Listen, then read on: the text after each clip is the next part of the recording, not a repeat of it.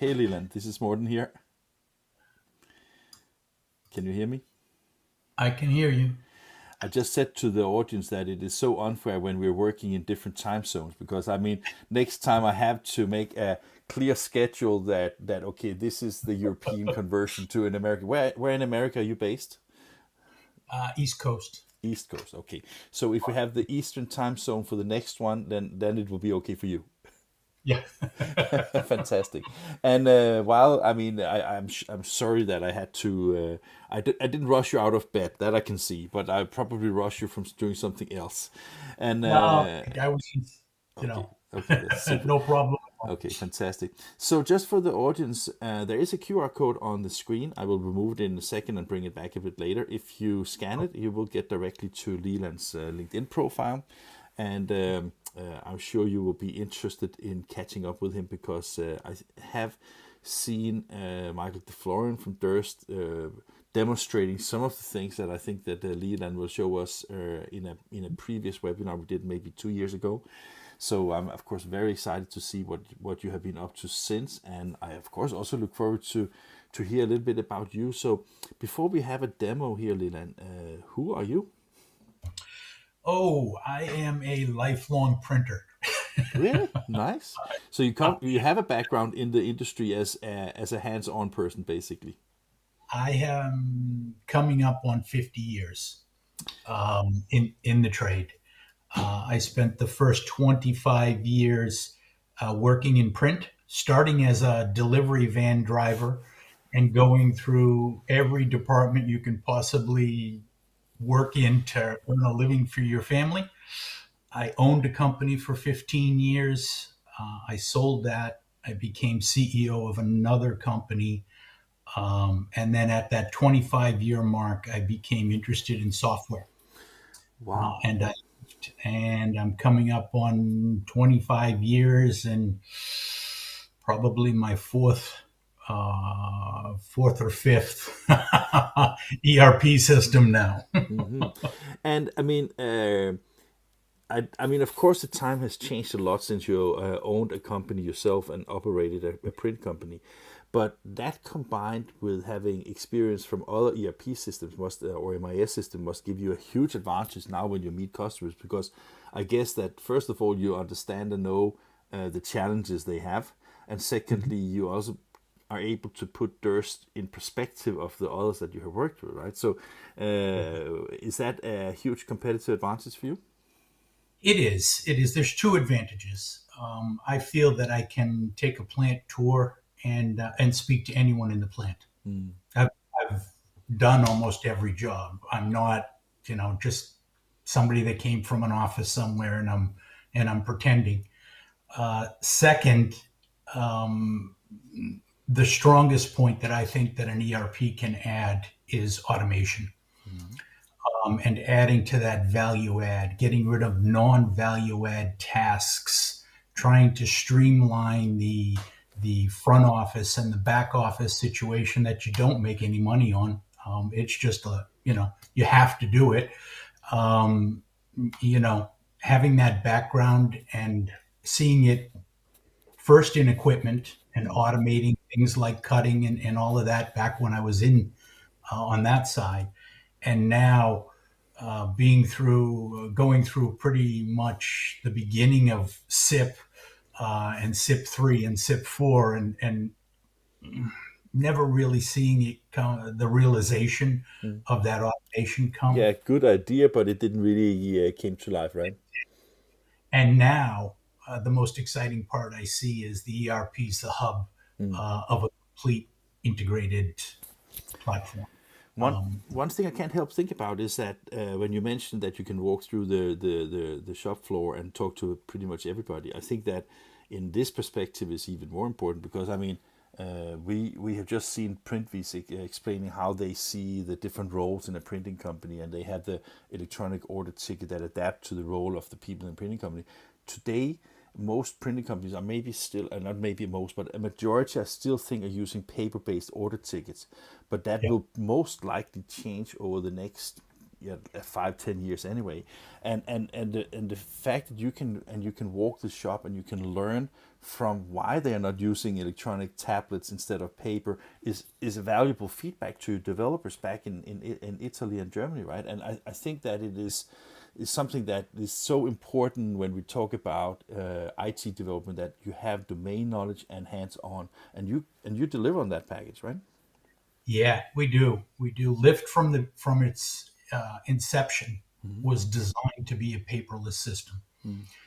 Um, Not only does it work and work fantastically, but in trying to have companies adopt that, we have learned some tricks to I can help imagine. people that insist on having a piece of paper. It's pretty much a challenge. We challenge them to document why they had to take that piece of paper out of the jacket and read something on it. And then actually for an individual company, we can add that to the paperless screen. So there are some good reasons for a piece of paper. If there's information on that piece of paper, show it to me, and we'll actually put it on your screen. Yeah, yeah. But I mean, that is one thing. But I mean, I think that there's these people that believe and I listen to it all the time because our primary channel so far is video, right? Mhm. How do you do video about the printing company? Well, we have done that now for 10 years, and now we're bringing it to paper. But what I'm saying is basically that you should use the technology that is right at the right point. And it doesn't Yeah. make sense to have something that you print out from a computer to use it and then toss it away when you're done with it, right? I mean, it doesn't bring a lot of value to anybody, basically, right? So that's where the tablets are easy and nice and convenient to use, because you get up to date information about everything. Well, I don't think we disagree much on that topic. Leland, what are we going to see today?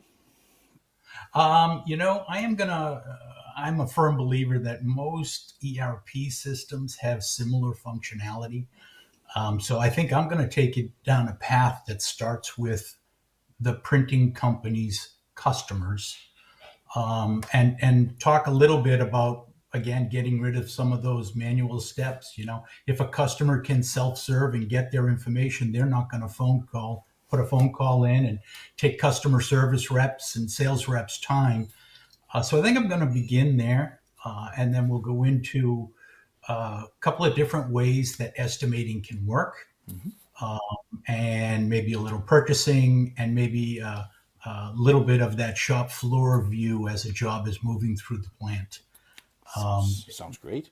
So why don't you take it away, and then when you are finished, then you and I can have a chat about what we've seen. And for the audience, if you have any questions to Leland, please ask your questions on LinkedIn, on YouTube, or Facebook, and it will pop up here in my feed, so I can ask Leland the questions. Or if you just want to give him a thumbs up, please do that, then I can share that as well.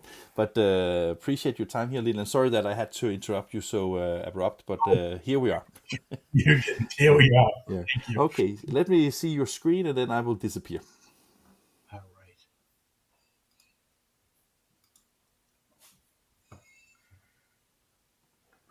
Here we are, and I'm here all the time if you need me. Okay. Fantastic. Um, so what we're looking at here, you'll see I will move back and forth a little bit, and I'll announce when I do. We allow your customers to actually use the ERP system. We skinny down, or slim down the amount of data that they can see and the amount of things that they can do. But this is just a representation on the screen right now of what a customer might see. So you can see I've got some big buttons up here. And when I get to myself as a production engineer, my screen will have a lot more information on it. But you can see some big buttons for the things that I'm going to allow my customers to do. If we come over and take a look at typical ERP, what might actually be some of the modules or some of the tasks that you can do. In this case, I'm allowing this customer to see a dashboard, which is here, a quick order search. I'm allowing them access to their accounts payable. So I can print my own invoices. There's a payment portal inside of Lift. I can make my own payments. These are all cutting down some of those manual tasks that people are doing inside your companies. And I can allow them to have a catalog of their static artwork or their static jobs that they can place orders from. If I come over, Lift actually, as we process an order and we create a proof, you'll see that we actually show images. It's a very image-centric business that we're in, and it's a shame not to take advantage of that. So Lyft is very much in tune with what do we want you and your employees as customers to see, and what do we want your customers to see. So in this case, I can easily come through, see what a job looks like. I can see the status. Again, status is something you may want to show, you may not want to show. Maybe it just appears as it's in production and it has shipped. If it is shipped and it went UPS, FedEx, Purolator, US Post, DHL, pretty much any type of parcel delivery service, the tracking numbers come in automatically. The cost comes back automatically from my costing side, and the proof of delivery, who signed for it, when did they sign for it, all comes back in, and I can present that to your customer. Very important. Again, that's another one of those phone calls or emails that doesn't come into your desk. It's all taken care of as self-service. Not all of your customers may want to come this way, so we can also take that information and email it to them automatically. So I'm looking here. This one's to be ripped. I can see here we also have a proof portal. So in this case, this job with these two vinyl banners, pending art approval, I can come in and manage that approval. Again, we're cutting down on emails back and forth and phone calls back and forth. It's telling me I have multiple files. We're not saying that this is a proof that they would approve, but they can actually download from here and download a full-size graphic.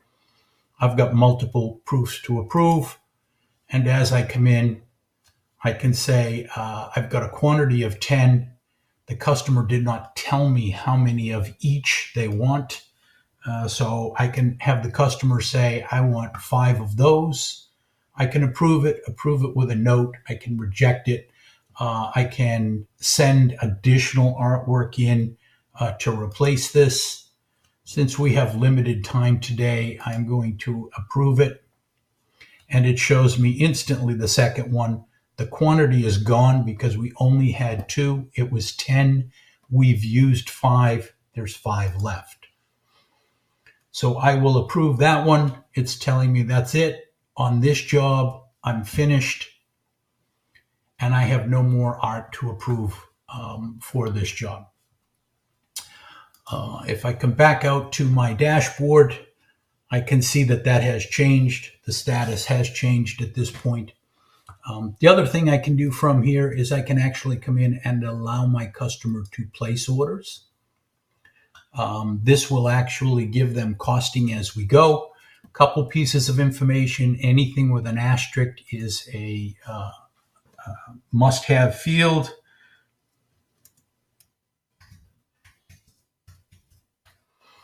I can pretty much on the top here, I can change any of the fields I want. I can change the tags. I could have 6 dates here, completely up to you. We set this up as you go. You can see I have a drop artwork file here. In a moment, you'll see a line item that I bring in, and it will have a drop artwork. If I am connected to an automated pre-flight system, I drag the artwork directly to the line item. If I'm not, I drag it directly to this box up here, and that makes it available for my pre-press department to pull it down, pre-flight it, and attach the proofs to it. I have catalogs that I assign to customers, and again, when we get into the main screen, you'll see that I have a lot more. I only allow all markets, and I only have banners or banner stands. I can come in and say I want 5. Not everything is a standard product. Rather than build a product for every size, I have a screen that can come up and ask a couple of quick questions. In this case, this could be virtually any size at all. So I'm going to say it's 45 by 60. Drop downs, again, these are all set up as we implement, completely up to you whether you want or don't want this. Maybe I choose that. I say add it. And we come over here and here's our line item. It's been customized. I have a price for this order already. In this case, the pricing is coming from price lists because we're placing an order. As we bring this over as an order, it's actually being reverse estimated automatically so that we have our true production cost estimated, and we can see what the margins are based on an estimate. So in this case, I can come over and let me just come to another screen here for a second and grab an image. And I can take this image and drop it here. And that has uploaded. I can submit this order. And for now, our customer's done.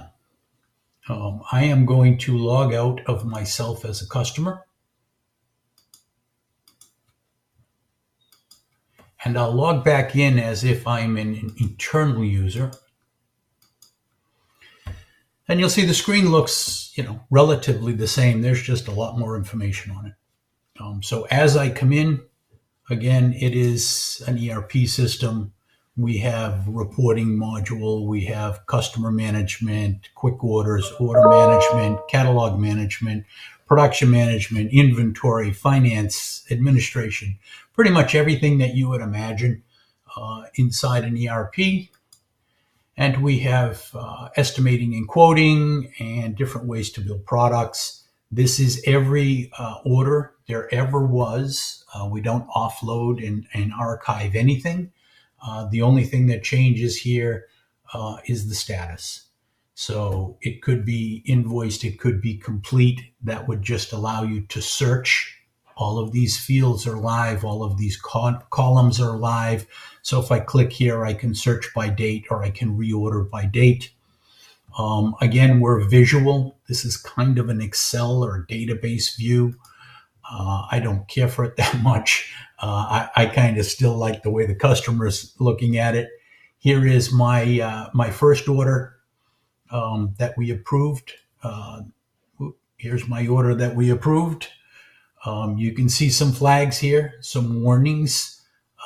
These are put on based on how I want to alert an individual operator. So if I am responsible for artwork that did not pass pre-flight, I may get this directed back to me if it fails. This is a scheduling issue. Again, these are put on automatically based on actions in the system, and it's meant to drive me to a shorter list. So as you can see up here, this is no longer enter an order. This is telling me I have 221 live orders in my system right now. I don't want anyone inside your company looking at 221 orders. I might want them only to look at the rush order or only to look at the 14 that failed pre-flight.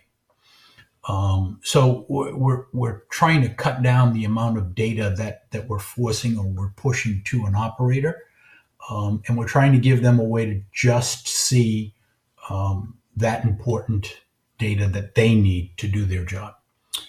The one that we just placed from the customer, Paul's Printing isn't my customer. So when I come back here and look at all orders, I can see that order is here.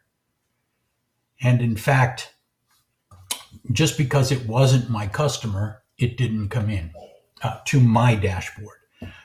Once I do something, take some action here, this will become mine, and I'll be able to see it on my graphic dashboard. We can see here, as I mentioned, even though it did not come from an estimate, the system reverse estimated it so that I have estimated costs and estimated time for my schedule. So we're using a sell price to the customer, but we're actually coming in here and coming up with the estimated cost and the line item cost.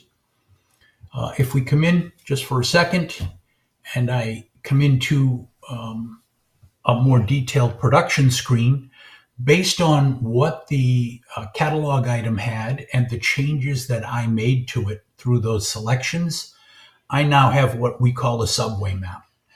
This is every task that needs to take place from the PDF proof all the way through to invoice and the job being completed. As it moves through the facility, that will change. You'll see exactly where it is at any given time. We also keep a history of absolutely everything that's happened. Any changes that have been made, who made the changes, what were the changes, did somebody just complete a task? It'll give me the operator who completed the task, the time that they used to complete the task, and where it was going next. You can see I see an image here. The fact that I can see an image tells me that this went through pre-press, and it's out to the customer for the customer to approve. As we go through, if I come up here now and say approved art, I can process that. That's the same as my customer processing that. I'm just doing this manual because we don't have a lot of time that I can go through each and every one for you. And if we come back in, I have a production manager approval just to make sure that my customer approved the art and it was good. So we can come in here and move that one too. And then I'm going to move to a little different screen that'll show you what an operator in the facility might be seeing. And if we come over and hit our production management screen, I can come in here and select an individual piece of equipment, or I can look at a dashboard. The dashboard, again, is using our flag system. So I may not want to look at ripping 39 orders. I might want to actually come in here and just look at some of these that have issues or notifications on them. If I do click on the circle in the middle, I will get all 39 of them. And they come in looking like this. Here's ours. You can see I have a couple of flags here. That's telling me it's not been scheduled. And this is telling me there was a problem with the pre-press that was allowed. So not everything has to fail pre-press. That could be just a warning coming back for somebody to take a look at internally. I can come back out and open this order. And I can come in here. I should be working, just notice, I shouldn't be able to cherry pick orders. This is actually, the list itself is put in order as to how I should be processing it. I am going to go ahead and say that, hey, I did rip that. It's coming back and saying, just verify the amount of time you spent, little shop floor data collection area there. That has now moved on. And it's in the print queue.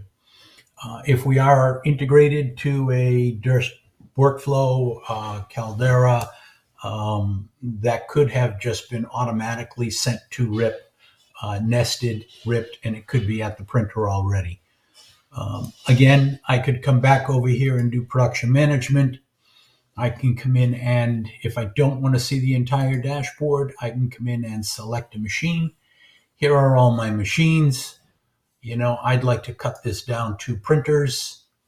Here are my printers. And I can come in and say, you know what, I'm running this row 2500 today. And this will come in and show me orders that are on the 2500. Again, I should be taking this top one. And I can open the order here. Again, paperless system, so I can open that and I can see all the specs. I can change what I'm seeing on the screen for my customer. So this is where we get into the honesty of a paperless system. If somebody needs to pull that job ticket out of the envelope, write down what piece of information wasn't on it so that we can add it to your screen so that you can move forward and over the course of a couple of months, move off of that paper system. So if we come through, we can go ahead and say we're going to print it. If in fact more than one line item, each of the line items can have a different subway map. They could be in different positions all at once, different departments. When you get to shipping, if you try to ship it, the system's going to warn you that there are other parts that may be in other departments and they haven't hit shipping yet. And again, we move through like that. This moves through similar to what I'm showing you, through every department out to shipping, and then follows through with invoicing after shipping. As I said, if you're using any type of parcel service, all of that's done directly in Lift. You don't need to have a UPS software or DHL software. It's all one software. You just choose the vendor that you're using for that shipping. And as we come back out to the home screen,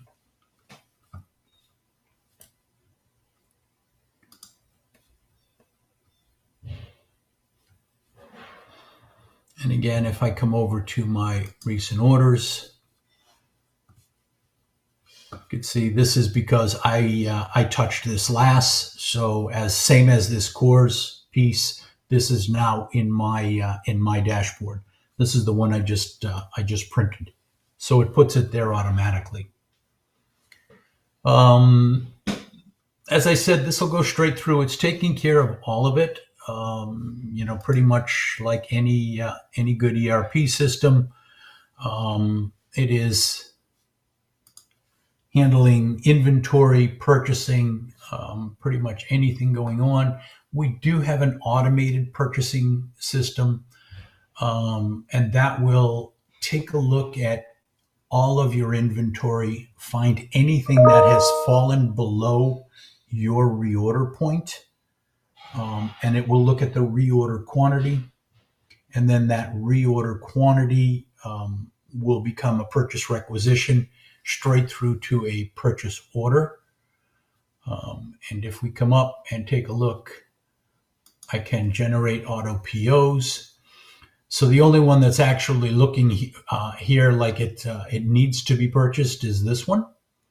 And if I confirm and select that line item, this will walk us straight through to a PDF that gets emailed directly to your vendor. And then these are all purchase orders that are out. And if we come down, I don't think I have, these are all system generated. That means they've all hit the low reorder point, and they're all inventory based items. We also handle non-inventory items, special orders. You can place the purchase order directly from an order, and then that will appear here with an order number telling you that it's specifically for that order, and those costs will be absorbed directly back into the job costing for that order. I think that is probably a good overview. I would be happy to take any questions at this point. And here we go, Leland. Questions you will get. Okay. Can't help. I mean, great presentation, by the way, and I like the simplicity and the look and feel of Lift. One thing I don't know, and maybe it's just because I have not prepared myself, but is it mainly for like banner production and signage and things like that, or is it also for all other types of printed products? It is. It can be designed and implemented for any type of production. We specialize in digital. Yeah. So large format signage, small format digital. We do have customers that naturally have offset presses. We have, sent the system there. I like to describe it as if I walked into your company and you had 30 offset printers and one large format printer in the corner. I'd probably suggest some of the other companies that I worked for that would handle that more expediently for you. Is If I walk, the reason I'm asking is because when I see, and that has been fun during the day to see a lot of different solutions. But when I see solutions also like the Durst solution that you're presenting, I mean, for example, I had a interview or a session with CERM in this morning, and CERM is so specialized on flexo and labels that they have become almost the de facto standard on this. And when I know Durst and the fantastic hardware products you do as well, it also seems that it could have a huge advantage for users that are combining the software and the hardware from Durst. Is that something that you can recognize? yeah, it is, and we do recognize that, and that's part of what I mentioned. If it's Durst workflow or if it's Durst Smart Shop as a web print, we can pretty much put the entire workflow together internally. The other thing I didn't show you is we do also have digital label equipment. Of course you So have. we're actually in that market also. But yeah, it is definitely, it was developed specifically for a large format company, company number one, customer number one. And over the last 4.5, 5 years, we've grown in that market, but we've also expanded markets. With your background, Leland, I can't help think about what was your first impression when you saw the Lift software? My first impression was actually a YouTube video Really? that our CTO was standing in an office and he asked Alexa for some financial reporting, and she answered him. And I said, "This is." I've been with Durst for about 3.5 years, so this is 3.5 years ago before AI, and that just blew me away. I said, "Wow." I can imagine when I owned my company, if I could just ask for the numbers. Yeah. What did my order book look like today? Well, you took in $200,000 in new orders today. That type of thinking is what Lift is all about. It is outside the box. It wasn't a standard system that somebody tried to hammer into the industry. It was custom built for the industry by some extremely forward-thinking people.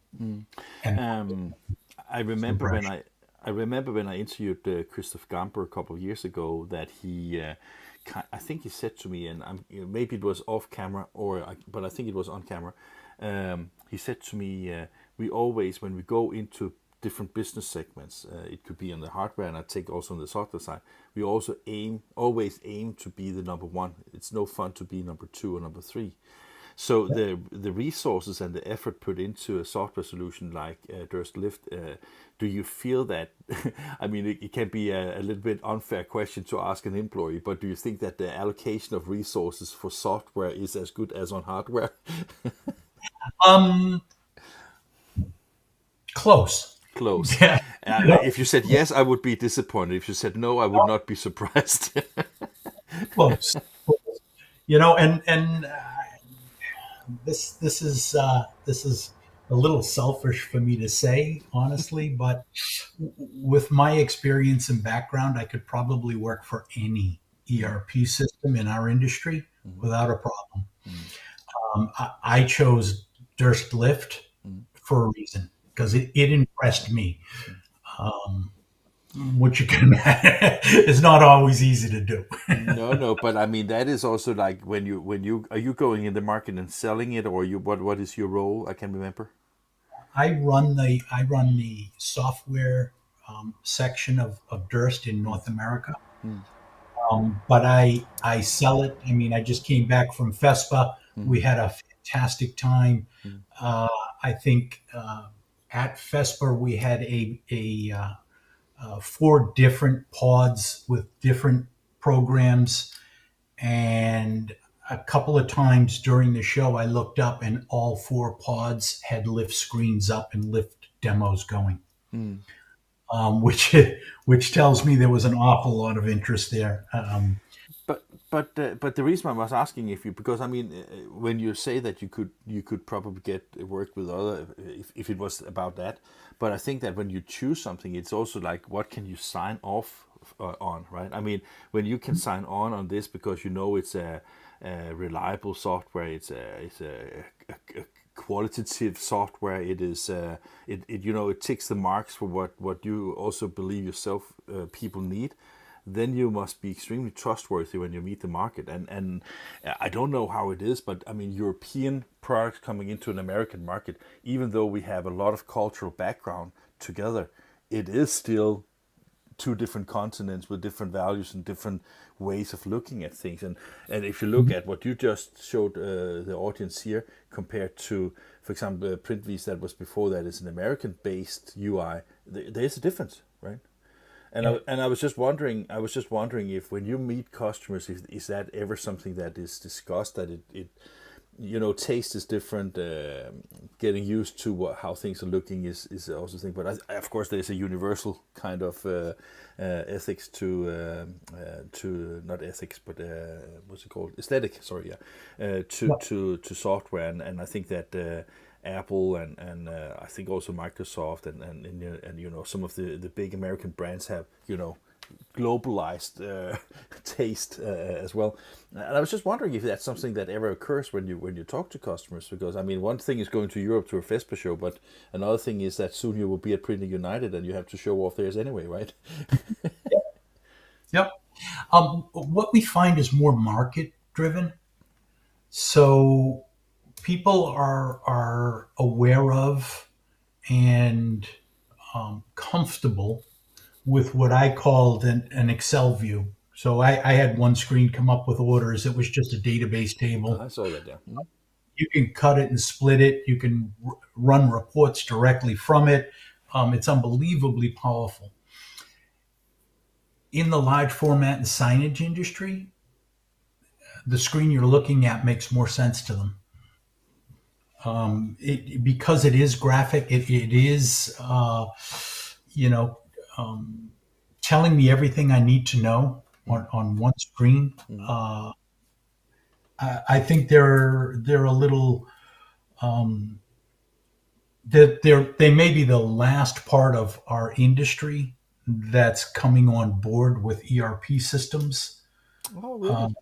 I didn't know Yeah, that. yeah, I've seen the phase a couple of times. Mm-hmm. But you know, as I go in, there's more of them that are using either old offset ERP systems that really don't meet the business needs, but it was all available. Oh, okay. So, but basically, what you're saying is that you know, if you didn't know that there is something that is tailored to the segment that you address, they take Mhm. whatever they can find, and that can be something that has, let's say, 50% value or 70% or 30% value to their business.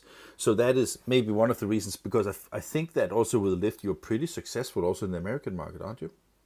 Yeah, Mm, yeah. Even through COVID, mm, um, the growth that we saw. It is a browser. You know, I didn't mention it. It is a browser-based system. mm, You can access it from anywhere. mm, And the number of people that actually adopted it, just because their estimators and their production people and their salespeople didn't have to come to the office during COVID. You know, you still have to bring in the guys to run, guys and girls to run the equipment. mm, But all of those people didn't miss a step. mm. People, all you needed was internet access. They were entering orders and working with customers from home. Yeah. It was a big uh, time for growth for a lift. Yeah. Uh, But that's great because that encourage further development and of course more customers as well. Is there any specific advantage of using Durst hardware with Durst Lift, or is it like vendor agnostic? it is vendor agnostic, and that goes with the pre-press systems also. Yeah. So it's pretty much a wide open system. If we haven't already integrated to it, as long as the other vendor is willing to integrate, it really is. It's not that hard to do because of the technology we use. So what to expect at Printing United? I mean, you have a rather big presence both with Durst and Vanguard. So do you get a tiny little corner, or do you have space for some big screens? This will be the third one, and our space keeps growing. The software keeps growing. So we will have at least 3, possibly 4 pods. We will be showing the integration. So live, you'll be able to see orders, and you'll be able to place orders in Smart Shop, see them in Lift, see them getting pre-flighted. The equipment guys do stop us from actually printing anything because they have all their own pretty pictures that prove how fast and how good the quality is. Of course. So we won't run it live to press, but we will have a completely automated system that people will be able to see live. I like the that you have the same interface to the customers. Of course, it doesn't, or maybe it does, kind of do what you would expect from a web to print solution. I mean, because you also have web to print, of course. So I was just wondering if you work with a third party web to print software, or if you work with other software. Are you open with APIs to different platforms and other solutions? Oh yeah, absolutely. I think we've got at this point Lift integrations. I think there's 4, maybe 5 non-Durst web to prints that are feeding orders in. So basically, the people that watches this and they have, let's say, they have a well-functioning web to print system and they have integrated with customers and they want to have the flexibility of Lift. That is not a showstopper, basically, because they can take your software and basically integrate it with whatever software they have, as long as they can do it, of course, from the other side. Absolutely. Fantastic. Leland, is there anything else that you think we should talk about? Because I think that you have given a comprehensive overview of Lift. It's always, of course, you can always, as you say, you didn't have much time, so you can always discuss how you go into the details of, let's say, the impositions or the catalog of substrates or some of the other things that are important. But I mean, generally speaking, the purpose of this kind of streamed webinar here is to create an interest. So basically, if people reach out to you, that they come with a list of specific things they would like to see, and then you go one-on-one with them, or how does it work now? Yep, absolutely. So we always start off with what I call a needs analysis call. Yeah. It's just a conversation about your company, what's working, what do you really love in the system you have now, what's not working, where are the challenges. We take that away and we come back with an overview demo, usually hour and a half, maybe 2 hours with questions. And then from there, it usually turns into a more in-depth demo. Of course, yeah. Where people want to see things like kitting and distribution on a customer supplied spreadsheet. We're very strong in that. A lot of systems do it, but you have to have a standard spreadsheet. We've got a little mapping program that runs in front of that, so every customer can supply you with something different. and the kitting goes, as I mentioned, you don't need a separate shipping system. So as you get down to the kitting portion of it, the system will show you how many identical kits. If you have 300 addresses with varying quantities, it'll show you how many addresses have the same kit. You go off and build 50 of those kits. It'll give you all 50 labels, packing lists, Nice. and shipping labels. Um, so you don't have to go one by one and try and go back and forth. The system organizes it really well. So that's one of the things that people like to get more in depth on as we go. Um, but from there, we move into that phase of the demo. Could be customer supplied orders that they'd like to see, and Also, then they we have like a calculation from the previous system. They will see how it calculates it and how it outputs it, basically. yep. Mm. And then from there, we usually move forward and start talking about an implementation. Um, Lyft's implementation is very white glove. We build a lot of the system for you before you put your hands on it and start training. Mhm. Uh, we can build it a lot faster, a lot faster than our customers. We do it all day long, every Of day. course, of course. So it's very white glove, similar to the equipment side. Mm. It is a Durst product, so that white glove service is there. And then we build that plan around what the customer's needs are. Mm. And So it's not one size fits all. yeah, and I take that it's also a good approach with the white glove thing. I never heard that impression before, but I'm not English, of course. So I just think it's nice also because that basically means that I've talked to some of the of your colleagues and competitors today, saying that okay, every time you change MIS or ERP system, sometimes it is a pain because you have legacy data, you have habits are always difficult to get rid of, but basically the moment that you have made your real analysis and you have come to some kind of conclusion and you deliver something, then basically, as you say, the customer doesn't have to have as much pain as if they had to do everything themselves, right? Correct. Mm. Fantastic. Leland, I hope to see you at Printing United. It was great to get to know you a little bit here on INKISH. I appreciate your time and your demo. It was excellent. So thank you very much. And I hope the audience got anything. We didn't get any questions, but at least we have something that will be. And somebody asked, by the way, yes, all these episodes from today will be available as replay during the next couple of days, split into episodes so you can pick either vendor or you can see all of them as time goes by and if you have time for it. And with that said, we have one more session in 9 minutes today. This is my ninth hour, so I apologize if I'm a little bit dizzy right now. But in 9 minutes, and I will just put a little timer on here because I just need to get some coffee. And then I just want to say thank you for now, Leland. It was great to see you, and hopefully see you soon in person. So thank you. Thank you. Thanks, everyone. Bye bye.